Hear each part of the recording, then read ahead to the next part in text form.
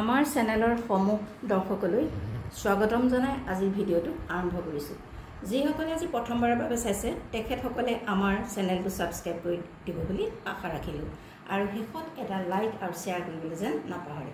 আজি আপোনালোকক মাটিশালত বোৱা পিন্ধা গামোচা দেখুৱাইছো। এয়া চাওক, চকলেট ৰঙৰ ডিগে বানিয়ে বগা ৰঙৰ গামোচা আৰু পাৰিটো আছে কফি ৰঙৰ, মাজত তেনেদৰে ঘৰ কৰি দিছে কফি ৰঙৰ সূতাৰে। আপোনালোকে চাই লওক, কেমেৰাৰ ওচৰত গৈছে আচলতে গামোচাখন কেনেকুৱা। এখন আহল বহল পুৰুষে পিন্ধিবৰ সুবিধাৰ কাৰণে এইখন মাটিশালত বোৱা হৈছে। এই গামোচাখন আপোনালোকলৈ আগবঢ়াইছো। ইয়াত আপোনালোকৰ এটা পেয়াৰ আছে। এয়া চাওক, দুখন আছে,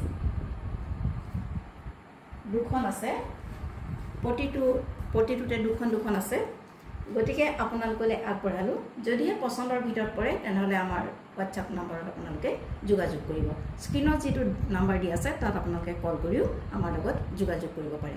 মাটিশালত বোৱা পিন্ধা গামোচা আপোনালোকলৈ আগবঢ়াইছো। যিহেতু পুৰা সূতাৰ কটনৰ গামোচা, গতিকে আৰামদায়ক আপোনালোকলৈ আগবঢ়াইছো। পচন্দৰ ভিতৰত পৰিলে আমাৰ লগত যোগাযোগ কৰিব। নাম্বাৰটো স্ক্ৰীনত দিয়া আছে।